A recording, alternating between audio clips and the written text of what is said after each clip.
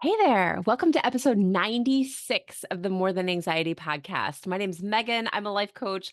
I help women who are overthinkers and overfeelers work through the anxiety and stress that they're dealing with so that they can get where they want to go. Sometimes it's forwards in their career, sometimes it's being more present with their family. But anyway, it goes, they end up feeling more confident, a lot less anxious, and having a lot more fun.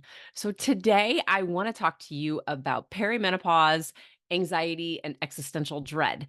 This was a question that came up in my threads feed from someone that I follow. And she said, "Can we please just talk about this?" And I thought, that's a really good podcast topic. So here we are.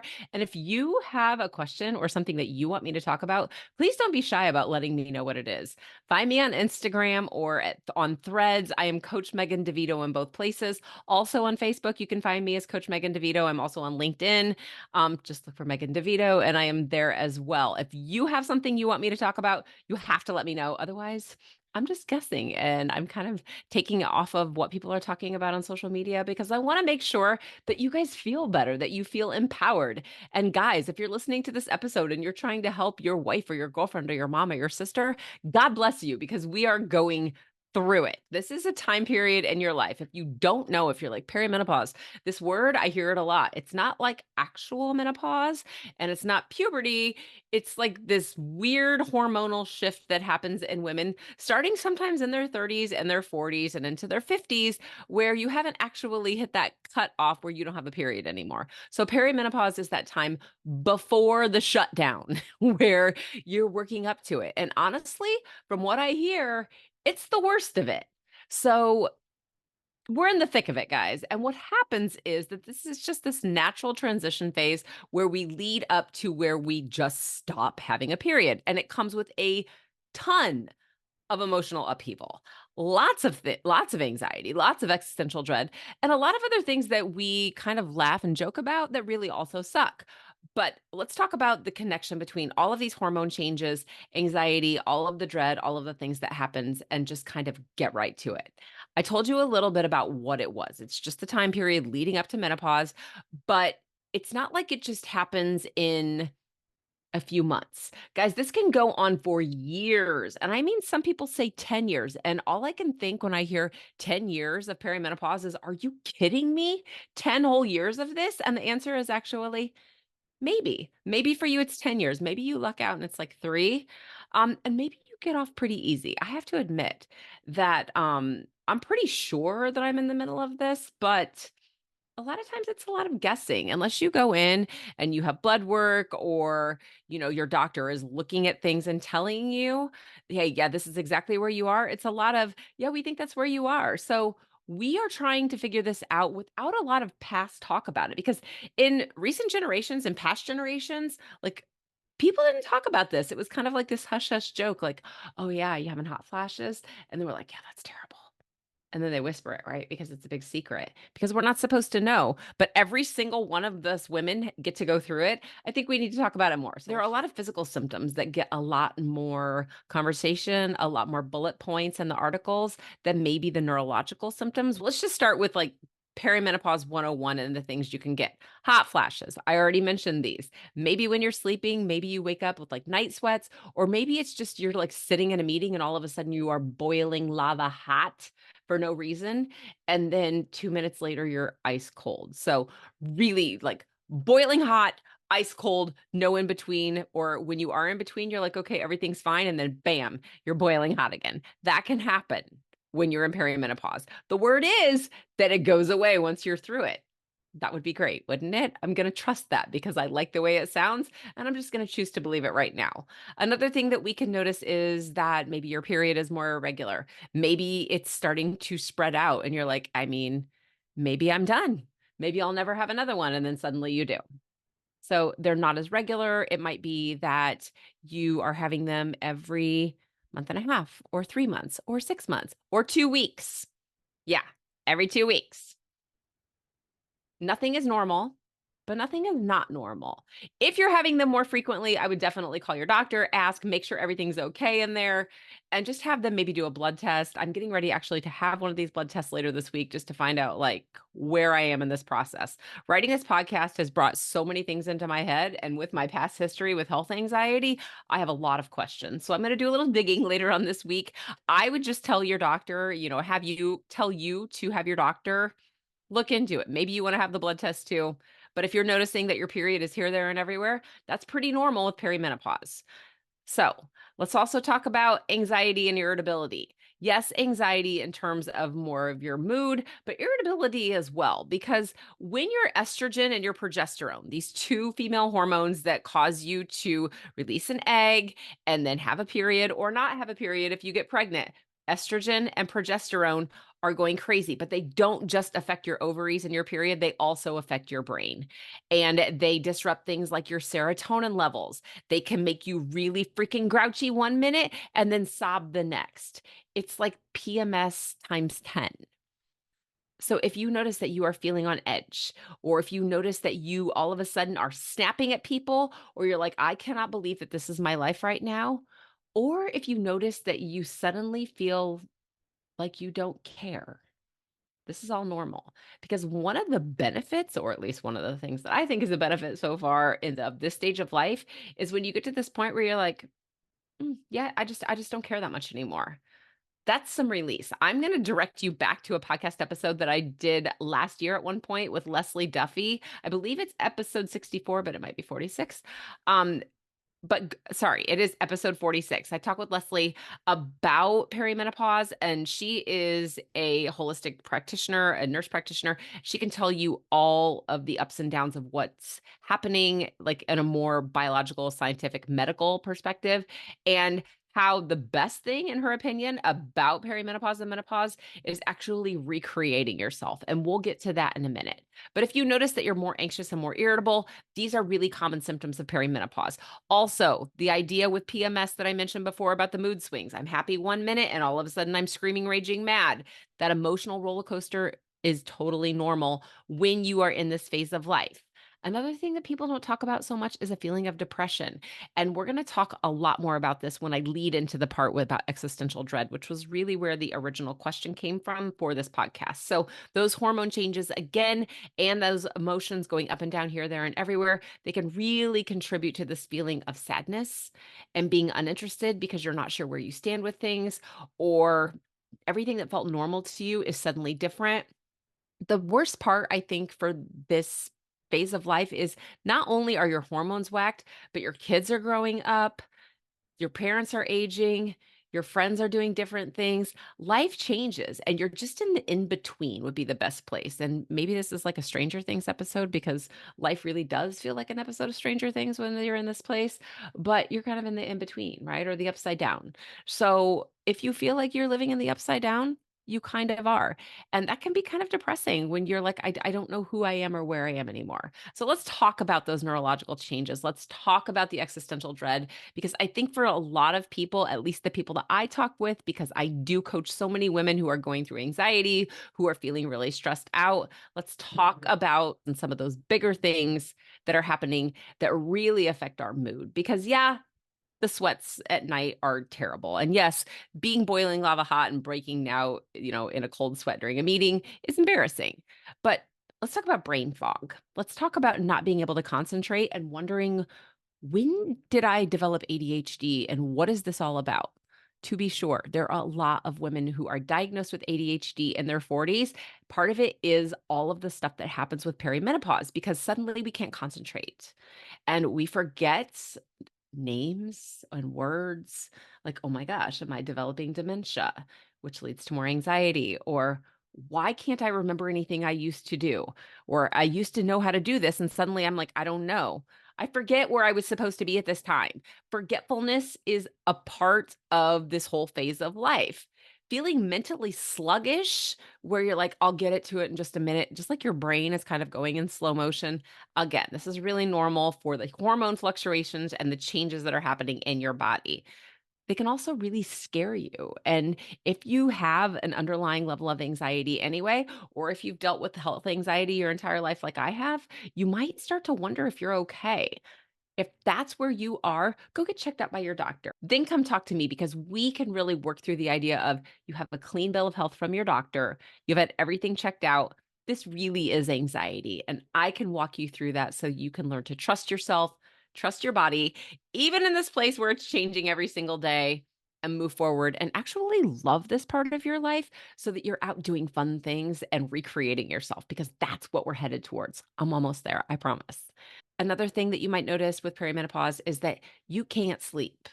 You're tired, and I don't mean tired, I mean like dead exhausted, and you can't sleep. Partly because you're sweating your butt off, partly because you're stressed out of everything that you can't remember and the anxiety is high, but also because your brain, your whole body is changing. It can mess with your thyroid, it can mess with your cortisol levels. Every single one of these hormones working together can keep you awake at night. I can help you learn how to create a sleep routine that works for you, how to lower your stress level and your anxiety level during the day so that those cortisol levels come down. We can talk about ways to work through different night sweats or hot flashes or anything else that's keeping you awake and really work through those thoughts that you start thinking about at 2 a.m. that feel really scary and overwhelming. Like, what is my life coming to? What happens next? Why do I feel this way? Why does everybody hate me? Why do I hate everybody else? And work through those things. We can also talk about headaches and how those hormone fluctuations can make you feel like you have a migraine, kind of the same way that you would feel right before you start your period, but you don't really know when your period's coming. So all of a sudden you have a headache, but then no period. What the heck just happened? It's the same thing. Your hormones can go up enough to give you the PMS stuff, but not actually for you to start your period because your ovaries are shutting down. It's such an uplifting topic, isn't it? We're going to get to the good stuff though. Your hormones are wreaking havoc on you. Okay. So, again, I mentioned your thyroid, I mentioned cortisol, and all of those things. And all of those hormones contribute to anxiety. So let's get to the basis of what we want to talk about here because I do coach people with anxiety and stress. Let's talk mostly about anxiety and how that's showing up. Those hormone changes can trigger anxiety symptoms. Yes, they can trigger PMS symptoms. And a lot of times when we have PMS or we're getting ready to start our periods, we feel more anxious anyway because it's your brain reading your body.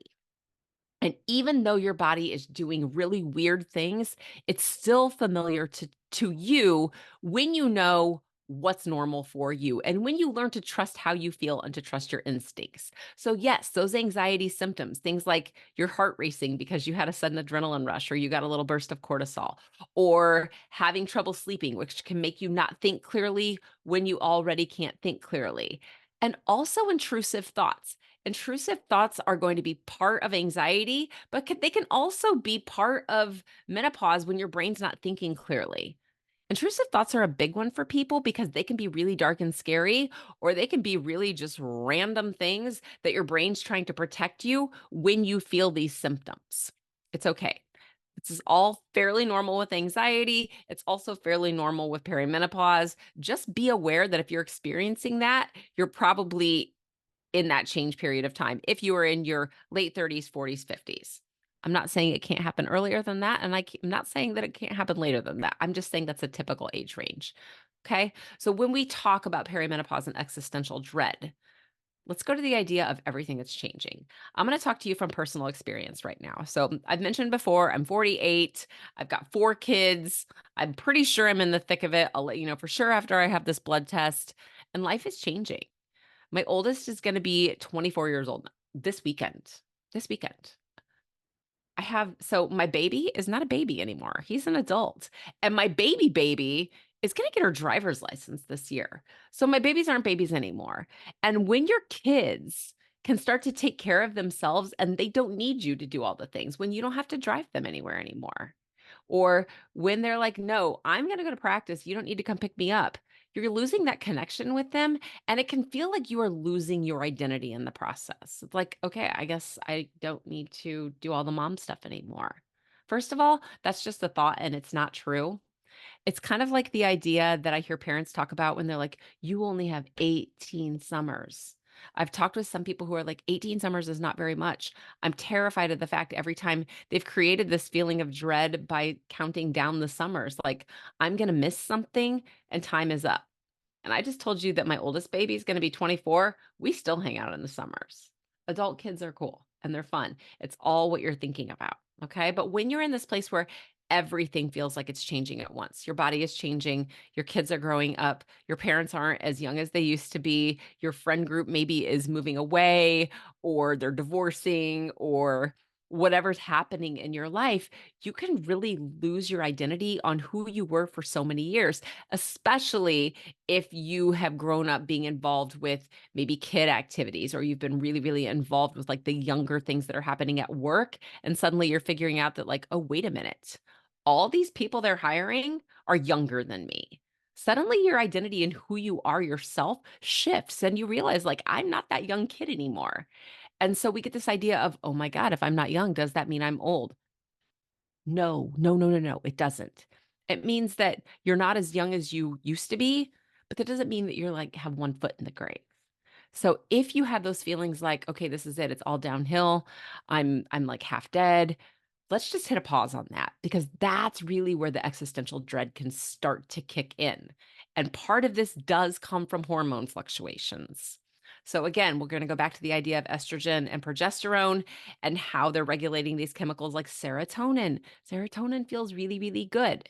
I did just read an article recently, though, that if you're feeling chronically depressed, serotonin may not be the problem. It can actually be what you're eating. So if you're feeling really bad and in order to make yourself feel better, you're eating, I don't know, Doritos, or you're eating ice cream, or you're grabbing a glass of wine, all of those things that you might be doing to help yourself feel a little bit better can make you feel worse because they're messing with your gut biome. Your gut biome is so tied to how you feel. So, how can you take care of yourself the way that you would tell your kids to take care of themselves? Are you eating your vegetables? Are you getting enough protein? Did you go to bed on time? Are you going to be too tired for school tomorrow?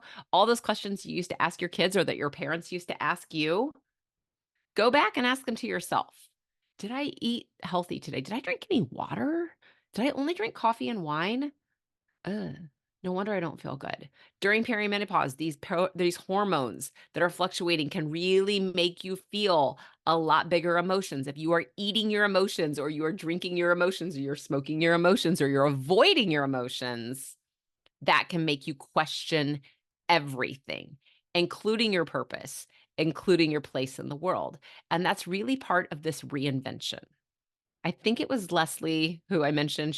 I'm going to tag her episode at the end of this, my episode I did with Leslie Duffy, where she talked about it's almost like this chrysalis stage where it's like, okay, I was a little caterpillar and now I'm in this weird chrysalis. Like I have no idea what's happening with myself, but I'm going to come out the other side. We don't know how we're coming out, but we get to decide. Unlike the butterfly, you get to choose how you come out the other side of this phase of life.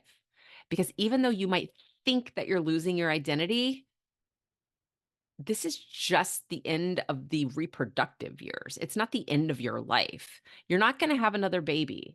And if you were hoping to have another baby, maybe it's not too late. But if you're like, thank God I'm not having another baby, that's great news. That's all it means. That's all it means. It means that you're probably not going to have more kids. Cool. My guess is if you're 48, you probably didn't want to have a baby anyway. You might grieve that. And if you tried for a long time to have kids and that's not where you were, or if you chose not to have kids and there's part of you that's like, I wonder what it was like, there can be some grief involved there. But you have to let yourself feel that as well. So I don't want to play down the fact that there are some women listening to this or some even men listening to this who are like, yeah, but that didn't happen for us. There can be loss associated with that. For other people, it might be like, yeah, I don't care at all that I'm past that stage. Wherever you are, whether you are from the grief side or you're from the relief side, there's still a future ahead of you. And we just get to decide what happens next. You get to feel good. You have lots of life left and you have lots of opportunities left. But when you start feeling low, or you notice that your mood shifts, or you're grouchy, or you're feeling depressed or tired, or you start thinking of all the things that you coulda, shoulda, woulda did that you didn't do, that's going to lead you down this path of existential dread. How much time do I have left? We could have asked ourselves that in our 20s, but we were too busy not thinking clearly in our 20s because we were full of other hormones. So I'm just going to direct you back to the thought that This is not an ending, it's a pause for a new step forward. Okay. This is a life stage transition. And even though this one might feel all taboo and secret because we don't talk so much about perimenopause, I just want you to remember middle school for a second. And want you to remember how much fun that was. Because just like middle school, when you went into puberty and all of a sudden you were like, what am I going to do with these boobs? And how do I hide them from the rest of the world? Or guys, what do I do when my voice does this thing and it cracks in the middle of everything? If that, do you remember how awkward that was? Do you remember watching like your neighbor kid or your niece or nephew or your own kid go through that? And you're like, oh Lord, I remember that was crazy. They also couldn't think clearly. Plus, they were full of hormones, like crazy hormones, all the hormones that we're ditching. We were just picking up back then. This is just another phase of life. And this is a transition to what comes next, not to get off the bus and go die. We're not there. So if you notice that empty nest syndrome feels a little bit bigger, where are my kids? What is my identity? How do I do this? Or, oh my gosh, how am I going to take care of my parents? They're getting older. I don't know what to do. This is scary because there's a little kid inside of me that's terrified of my parents getting older. Or you notice that all of these people in my job are so much younger than me and smarter than me. Are they going to fire me because I'm too old? No, there's a law against it. These are all these external factors that can really fight against the way that you feel inside. If you buy into those thoughts, you're going to notice that you feel more dread and more anxiety and more depression.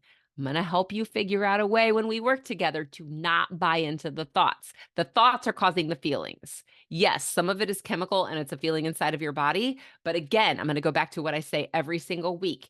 It's what you think about how your body feels. And to be sure, in this phase of life with perimenopause, your body feels wonky and messed up and not great. What you think about it, unless that was definitely a hormone surge caused by perimenopause, will turn you into either a spiral upward or downward. And that's really how we want to think about how we feel, because for sure it is whiplash, it's a wild ride. So you have to mind your mind and really change what you're thinking about how your body feels. So let's backtrack really quickly. Perimenopause is just the lead up to you having non-functioning ovaries anymore, point blank. It can come with a lot of thoughts about how you feel, about what stages you are in your life. It can make your heart race. It can make you sweat in the middle of a boardroom, even though the air conditioning's set at 50, and it can make you not sleep well. All of those things together can pile on top of each other and make you very anxious, very stressed out, and cause existential dread. And it all comes back to what you think about where you are in your life and how your body feels. And this is really what coaching does. I help you find the thoughts that you have about that feeling in your heart, or your kids growing up, or your parents getting older, or your ability in your job. Whatever it is that's coming up for you, let's find the thoughts that are making those feelings worse and making them stronger. Let's get you excited about what comes next. Because if you are 50 or 60 years old, if you are 40 or 35 and maybe going through it a little bit early, let's talk about what you want to happen next. The only thing that's changed is that you don't have as many eggs and your estrogen is out of whack. That's it. Okay. I hope this was helpful. And I hope that if you are dealing with that existential dread, which is really normal in this phase of life, if you are dealing with extra stress and anxiety, I hope you know that even though it's really uncomfortable and a terrible feeling and nothing that we want to deal with, it's also very normal and you don't have to sit in it the entire time. There's medication to help you. There are coaches to help you. There are therapists. There are doctors. All of us are here to work together to get to a place where our age is killing it. Like, what if this is the best next step forward? What if we have a better formed brain, more rational thinking, more impulse control, a really idea of what's fun, and we know the answers to the questions? Because I truly believe that that's out there. And I also believe that every single one of us was created for a purpose. And sometimes we don't find that purpose until later in life. So you could be on the edge of greatness, my friend. If this was helpful for you, or if you know somebody else that's in the middle of this stage of life, please share this video with them.